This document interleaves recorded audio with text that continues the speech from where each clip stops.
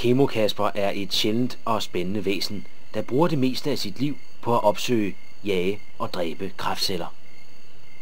Her på savannen kan man være heldig at få et glimt af ham i de tidlige morgentimer på evig jagt med sit spyd.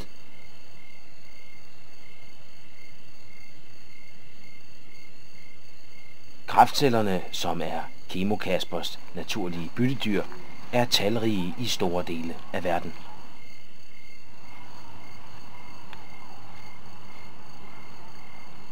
Ikke helt sjældent ses kræftcellerne at færdes i flokke, hvorfor det kræver stor list at jage disse dyr.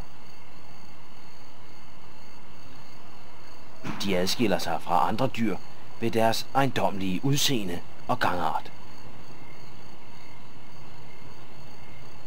Når som helst der er kræftceller på færde, vil Kemo-Kasper være i nærheden.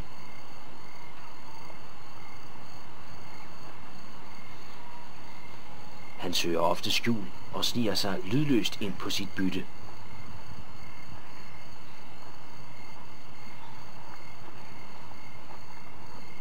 De 2 mutante kræftceller, som her ses på vej mod nye organer, vil ikke nå langt, når Kemo-Kasper først slår til. Kemo-Kasper er en mester i skjul og sløring. Han står her bag en træstamme, selvom det næsten ikke er muligt at se ham. Kemo-Kasper kan stå i timer og vente på sit bytte. Han falder fuldstændig i ét med naturens konturer. Når først kræftcellerne er der, så slår han til.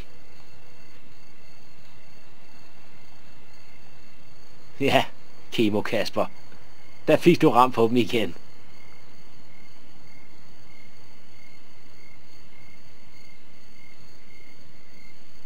Tag den, din fede kræftcelle.